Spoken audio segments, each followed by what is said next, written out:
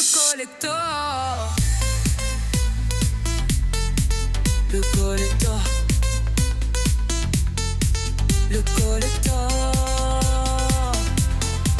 Le collector. Avec David Lothar. Qui nous emmène en 1975. Eh oui, les vies brûlent sous le soleil et le disco explose. Un jeune producteur, Harry Wayne Casey alias Casey, s'associe à Richard Finch pour créer le son qui va faire danser la planète, le Miami Sound. Ensemble, ils fondent Casey and the Sunshine Band. Alors vous vous souvenez, Sébastien, je sais pas où vous étiez, peut-être la première fois que vous avez entendu ce tube. En tout cas, il était déjà sorti depuis un certain temps, depuis bien 1-2 semaines, effectivement. Que faisiez-vous en cette danse? Je sais pas, vous étiez en radio. Non, je pense que c'était en radio, ouais. Je pense que c'était dans la voiture en radio. À l'époque, on écoutait encore la radio dans la voiture, c'était bien. Nostalgique, avait besoin de ça, en tout cas.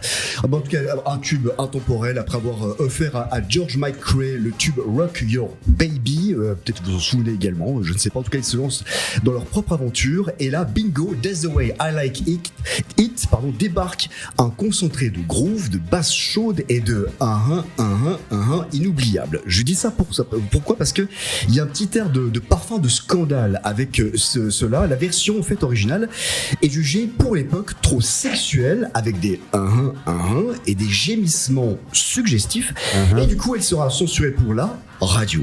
Donc peut-être à la radio, vous écoutez peut-être cette émission.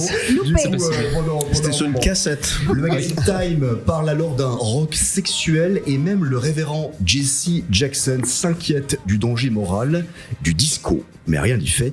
Le public, lui, adore cette liberté, cette sensualité et dans les clubs, plus personne ne résiste à ce rythme contagieux, un tube qui n'a pas pris une ride. En fait, les 50 ans de Casey and the Sunshine Band, That's the Way I Like It, c'est le collecteur du jour. Merci beaucoup David Lothar de nous avoir fait voyager dans le temps. Merci beaucoup à Sébastien Cortési d'être avec plaisir. Bon, ça t'a fait plaisir de voyager en musique? Oui, mais c'est joli cette anecdote parce que c'est là qu'on voit aussi comme les mœurs évoluent parce que forcément ces mêmes personnes qui l'interdisaient à la radio 50 ans, 40 ans plus tard quand on voit des Nicki Minaj et des gens qui sont beaucoup plus dans la provocation que ça, où ça passe comme une lettre à la poste, on se dit que voilà, les choses changent et c'est à l'image des revues aussi qui évoluent. Vous n'écoutez plus la radio, vous allez encore à la poste.